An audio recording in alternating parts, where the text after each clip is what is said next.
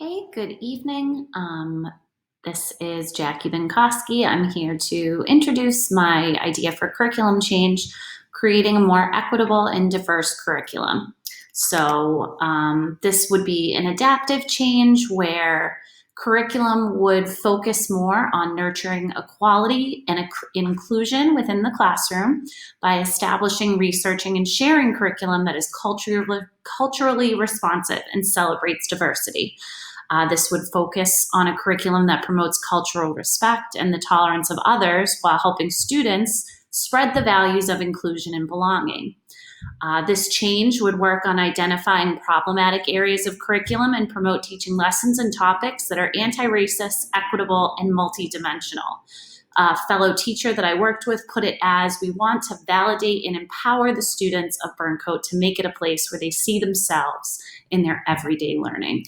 And the rationale behind this is because in today's 2020, 21st century world that we live in, many of the core area subjects that students are in on a daily basis, they're not seeing themselves reflected in the curriculum that is taught.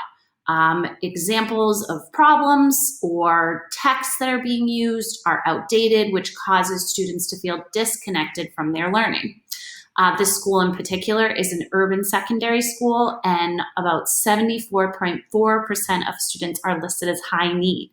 High need is a number that includes students on an individualized education plan, students that are English learners or former English learners, and students that are economically disadvantaged.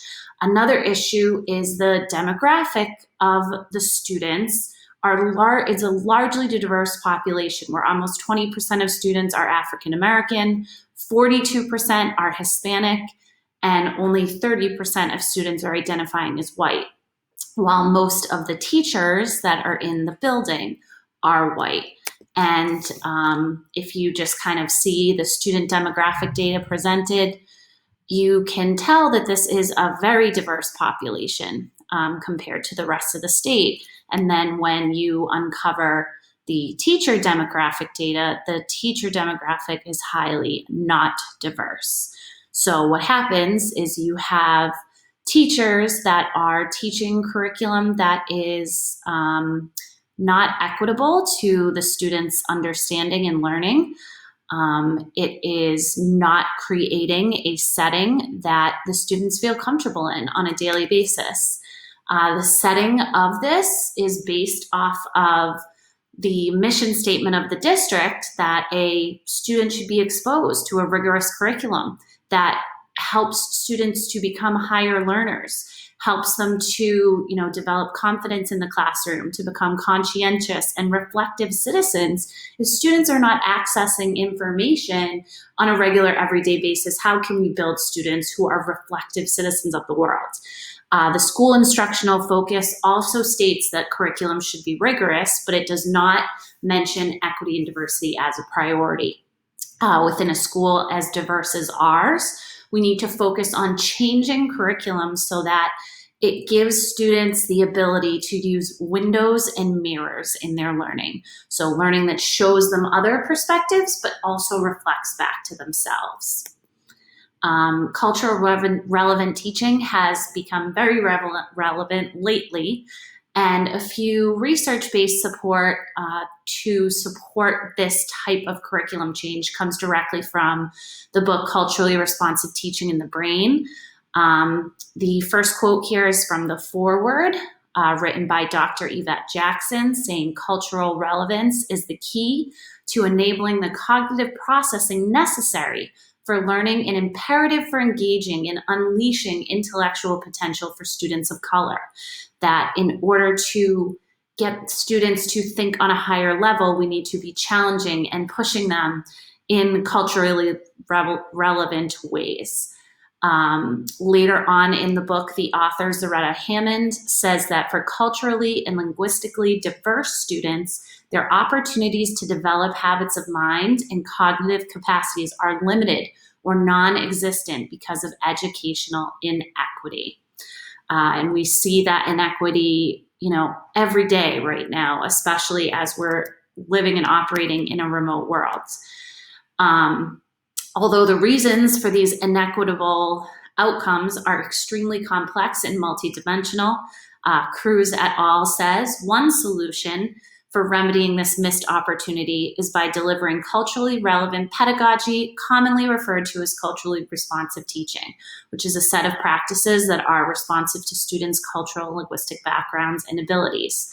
In a culturally responsive classroom, effective teaching happens in a culturally supported, learner-centered context, whereby the strengths students bring to school are identified, nurtured, and utilized to promote student achievement.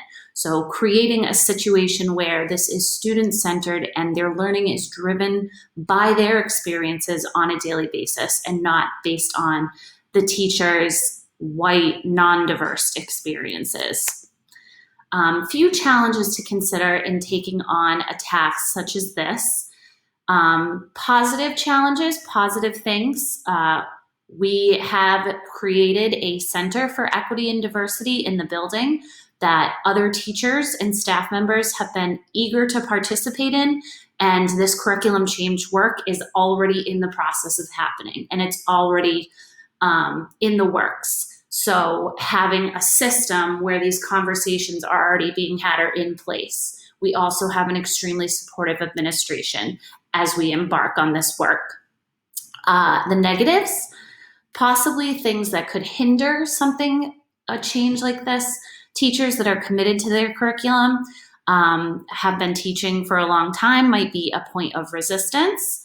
Some teachers do not believe that there is a reason to teach more diverse and equitable curriculum, and there could be pushback from parents or administration over changing in materials from the more traditional Western Christian texts to other types of works that are more relevant to the students that are in front of us every day.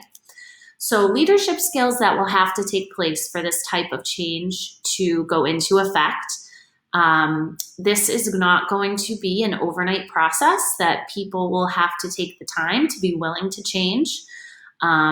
We've already offered to all staff members to join in the process, and later on down the road, looking at offering professional development for the whole staff that gives them the ability to be reflective. So for the people that are involved, managing the people and pushback will be a huge leadership skill that's necessary, as well as the strategic planning and thinking put in place. And the big thing being staying positive, knowing that this is, at the end of the day, to create a school that is better for the students. And keeping that positivity and open lines of communication will be key. So how this work would take place, the stakeholders directly would be the staff, teachers especially, with the school administration. The students absolutely would be stakeholders, where we are, looking at what they think and what they see and what they find interesting. And then indirectly, this could affect the parents and families, other building staff members outside of the classroom, cafeteria workers, other building staff, and then lastly, the district administration. So what this change would look like, as I had said, there is a Center for Equity and Diversity that's already been created, and in that, a subcommittee has been established that focuses directly on curriculum. We will work on reviewing curriculum materials across continent areas and develop a lesson or unit reflection guide to rate particular lessons, and that will serve as our data as we seek to change moving forward. Team members so far, teachers across several content areas, including history, English, science, math, English as a second language, ESL, as well as special education teachers. You have in many of schools today where students of color are disproportionately placed in special education classes. So making them a part of this conversation would be extremely important as well as instructional leadership coaches and the school administration. The timeline and action plan. So the curriculum committee would meet weekly beginning fall, beginning now, which that has been established and put in place. And the first thing that we'll be doing is developing a rubric style lesson or unit reflection guide that scores curriculum materials for how equitable and diverse that they are.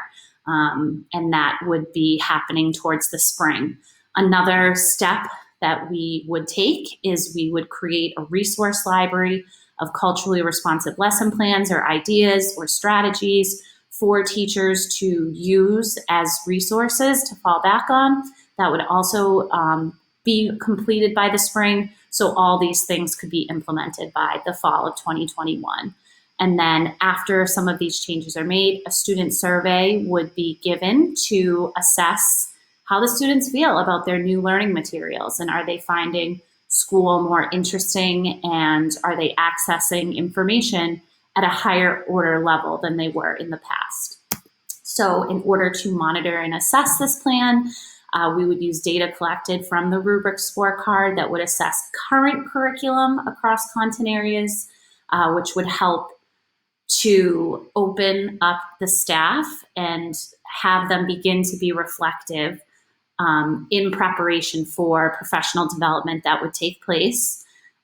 We would introduce culturally responsive lesson templates and resources, which then would be scored after to see the change that takes place in how much more diverse the curriculum has become. And then lastly, assessing the student